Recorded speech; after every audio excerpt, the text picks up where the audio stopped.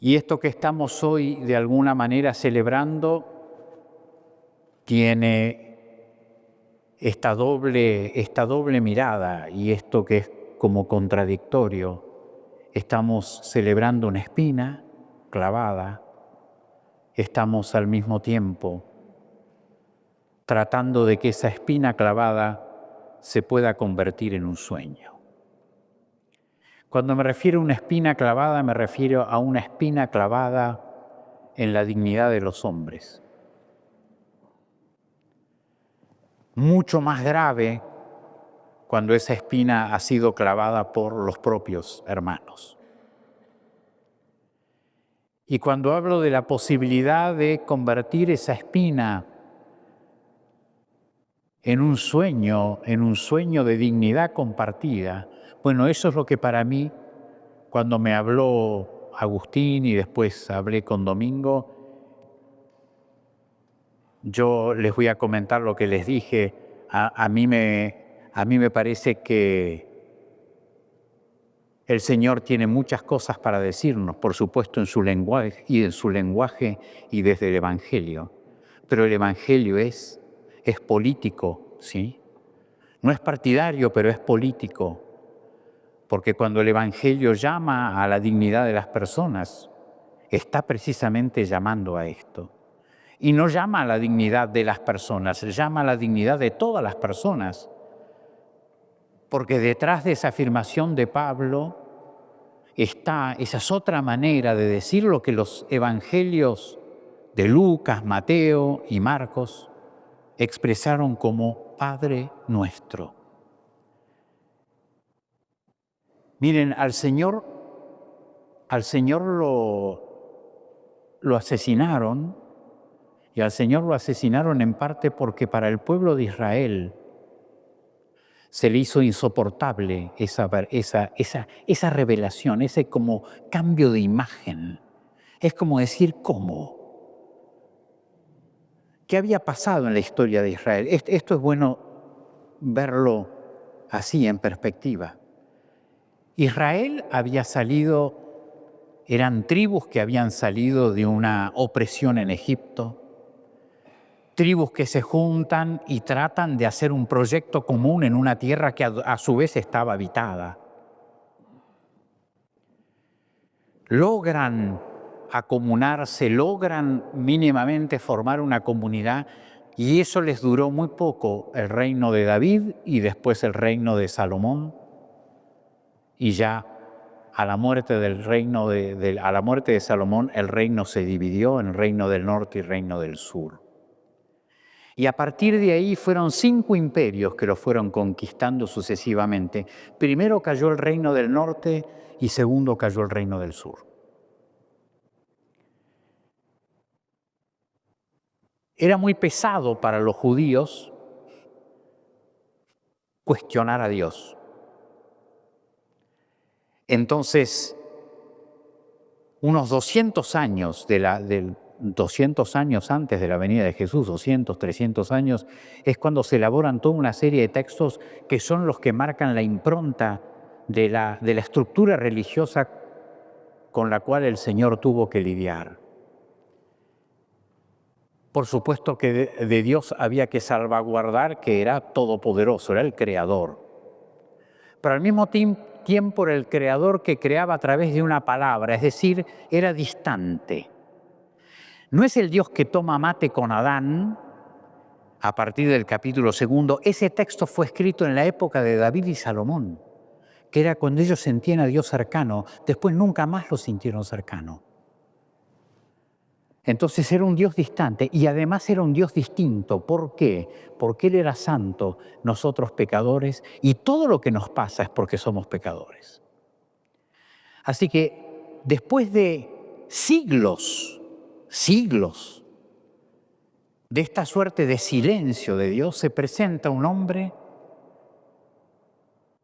que de alguna manera tiene una suerte de prerrogativa divina, diciéndoles, no de esta manera, que Dios no es todopoderoso, también es vulnerable. De hecho, así lo masacraron. que Dios no es distante, es cercano, comía con todos, y que no es distinto porque era uno de ellos. Bueno, se darán cuenta que eso es intolerable e insoportable, ¿bien? Y se darán cuenta que si nosotros hubiéramos estado ahí, hubiéramos hecho exactamente lo mismo. Pero hay que comprender las historias, ¿sí? Hay que comprender las historias y hay que comprender cómo de alguna manera Israel se tuvo que fabricar una imagen de Dios que le fuese soportable. Porque lo otro era cuestionarlo a Dios y lo otro era decir, sí, está bien, nosotros pecamos, pero la verdad que lo que nos está pasando se te fue la mano. ¿Bien? Después hubo mujeres que se animaron, como esta Teresa que le dijo, si así tratás a tus amigos, con razón tenés tan pocos. ¿Bien? Furiosa estaba Teresa. ¿Bien? ¿Y por qué les digo todo esto? Porque el Señor les viene a decir que Dios es Padre. Y ellos imagínense que para preservar su identidad, de alguna manera se empezaron a ver distintos de los otros. Entonces ellos eran el pueblo elegido, de alguna manera la salvación pasaba por ellos. Y para no perder la identidad armaron toda una serie de normas, etc. Y el Señor viene y muchas de esas normas, el Shabbat, que era una de las más importantes, la tira abajo.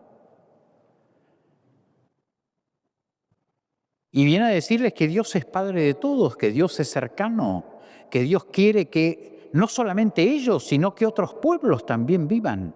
El Señor también tuvo que aprender esto. Miren que primero Él fue a las ovejas perdidas del pueblo de Israel. No sé si se acordarán la escena con la sirofenicia, que el Señor estaba cansado de los rechazos y después de preguntarles quién dice la gente que soy yo, se fue a la región de Tiro y Sidón porque era una región pagana y nadie lo iba a conocer. Ni bien entra, viene esta loca gritándole, Señor, salva a mi hija que estaba endemoniada, y el Señor que no le da bola.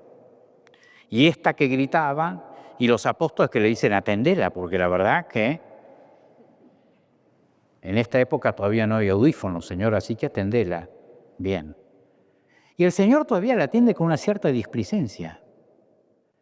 Y esta mujer le enseña al Señor que Él no fue solo enviado para las ovejas perdidas de Israel, fue enviado para todos los que lo quieran recibir. Bueno, les digo esto porque no es fácil.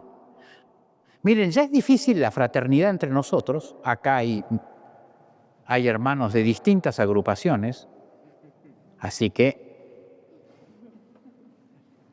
a buen entendedor, pocas palabras. No es fácil la fraternidad entre nosotros. Imagínense la fraternidad hacia afuera. Entonces, bueno, yo les voy a decir el análisis que hice y con esto termino. Esto que dijo bien Domingo, nosotros miramos la curia que se quemaba. No miramos los cuerpos que yacían en la plaza.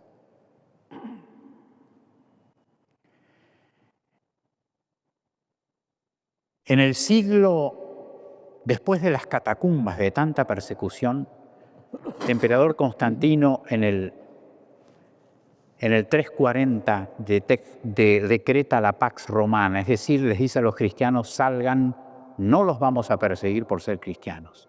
Hasta ahí todo bien. Pero hacia fin de ese siglo, 396, el emperador Teodosio, que fue aquel que San Ambrosio paró en la catedral de Milán porque había hecho una represión en Tesalónica, había matado gente, el emperador quiso ir a celebrar misa y salió San Ambrosio a la puerta de la catedral y le dijo, hasta que no te laves las manos manchadas de sangre, no vas a entrar a celebrar el sacrificio del Señor, y no lo dejó entrar.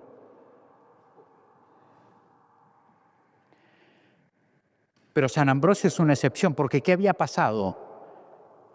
En el 396, Teodosio decreta la religión cristiana como religión de Estado, y ahí viene nuestro matrimonio con el poder.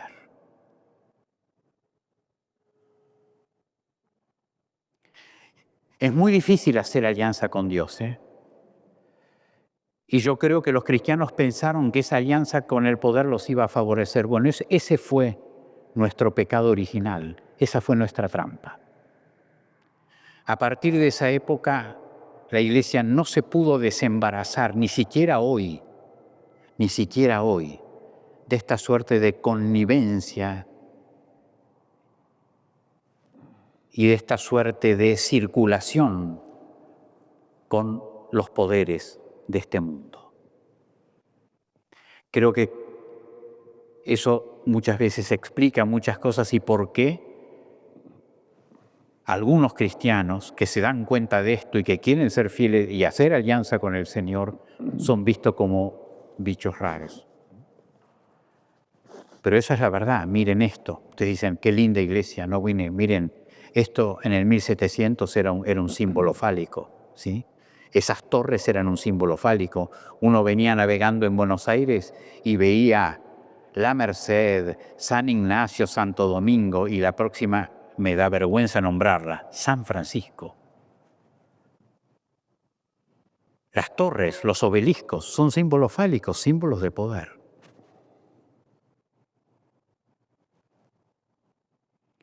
Eso explica muchos silencios. Eso explica algo que todavía no hemos comprendido, que está en la carta a los Filipenses en el himno. Él no tuvo en cuenta su condición divina, sino que se anonadó a sí mismo y se hizo como uno de nosotros, y padeció la muerte, y no cualquier muerte, sino la muerte de los injustos, de los indignos.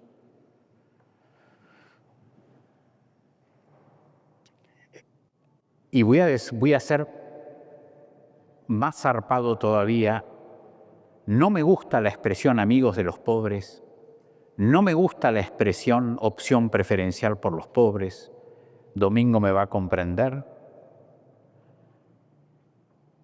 Porque eso habla no del lugar en el cual yo tengo que estar, sino de otro lugar, y yo acudo a ese lugar. El lugar del pobre, y acá el pobre, no pobre sociológicamente, el pobre como símbolo, el vulnerable, el niño, el anciano, el enfermo, el que no tiene medios.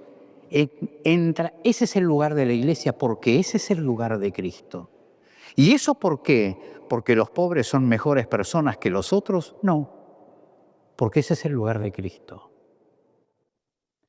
Y porque en cualquier familia uno siempre acude en ayuda de los más vulnerables, porque son los que tienen más dificultad para poder incorporarse al vínculo y a la circulación familiar.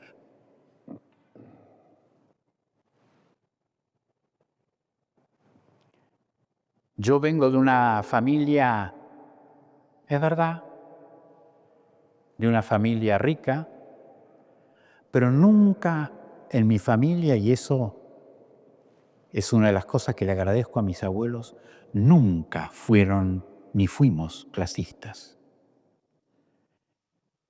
Teníamos un campo y la gente que trabajaba en el campo era parte de la familia.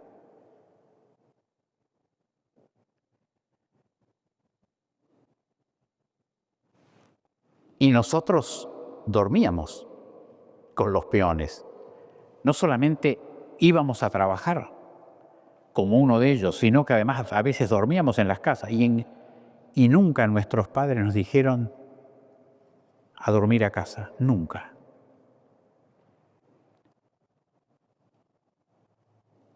Y siempre nos inculcaron algo que evidentemente me parece que es el centro del Evangelio, que es: uno no es propietario de las cosas que tiene, es administrador. Y la casera que estaba en el campo, Rosa, que falleció, me decía, cuando yo era chica salíamos a recoger maíz y a la mañana volvíamos con todas las manos sangrantes porque nos cortábamos con las hojas de chal al recoger el maíz con la helada. Y eso se acabó cuando vino Perón. Si los conservadores hubieran sido un poquito más Alfredo Palacios, un poquito nomás, no hubiera existido un Perón. Perón no era ningún comunista, no se lo vayan a creer. De hecho, acuérdense que se fue primero a Stroessner, después a Torrijos y terminó con Franco, así que no fue a Cuba, ciertamente, ¿eh? Pero ¿qué hizo? Distribuyó esto que está en el centro del Evangelio, si Dios es Padre de todos y somos hermanos entre nosotros, es precisamente para compartir vida y bienes. Ese es el eje de la justicia social, que Dios es el Padre de todos. No hay mucha ciencia en eso. Por eso hubo mucha asociación y muchos curas que con Domingo eran jóvenes, vieron la asociación que había entre esta intuición que había en el pueblo, en la gente, esta intuición que es una intuición evangélica y bíblica, que había sido un hombre que le había hecho política, es decir, la había convertido en caridad.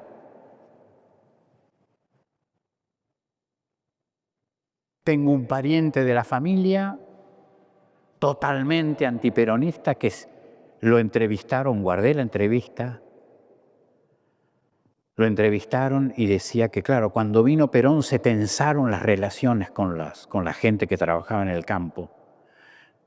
En vez de decir, en realidad, nos hicieron reconocer derechos que nosotros... ¿Qué era lo que había pasado? Bueno, cuando yo tengo el poder, soy yo el que distribuyo y soy yo el que decido cómo voy a distribuir. En cambio, acá vino otro que me dijo, tenés que distribuir de esta manera. Y fue eso nada más. Ese es el odio a este hombre. No es ver si lo que hizo fue justo, es que me sacó la manija y me sacó el poder.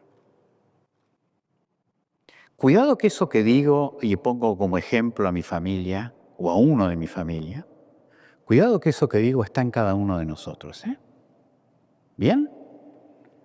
Así que no creamos que estamos como inmunizados simplemente porque creemos en determinadas ideas. No. Sino miren por qué somos a veces tantas facciones y de maneras irracionales, desde la mirada de una cierta racionalidad, nos peleamos por apoderarnos de, no sé, esta cuestión que está en la mente imaginaria, de algo de la torta o de espacios de poder. Que a veces le preguntas, ¿y para qué lo querés? No sabe para qué lo quiere, pero lo quiere. Pero eso es común al hombre, ¿eh? Es común a la naturaleza humana. Pero bueno, yo quería recordarles esto, tomar esta imagen, el primogénito entre muchos hermanos, por todo el trasfondo que tiene, y recordar que esto que llamamos justicia social, que fue lo que hizo en realidad Perón, no fue ni más ni menos que llevar a la política lo que estaba en el Evangelio. Si al Señor lo mataron, el discípulo no es superior al maestro. ¿Bien? Así que tenemos que saber esto tan lindo que dice la gente, no me importa si gano o si pierdo, me importa estar en el lado correcto de la historia. Porque es verdad, cuando lleguemos ante su presencia, nos va a hacer la misma pregunta que le hizo a Caín. ¿Dónde está tu hermano? No, porque ¿dónde está tu hermano? No, bueno, pero sabés que pum, ¿dónde está tu hermano? 4 palabras. Y uno puede llegar con las manos llenas de hermanos o con las manos vacías. Domenico, yo me extendí mucho, dale igual. Estamos en confianza, ¿no? No tienen apuro. Perdón. Se me acabó el libreto. No, dale, que tenés libreto. Me quedé sin libreto.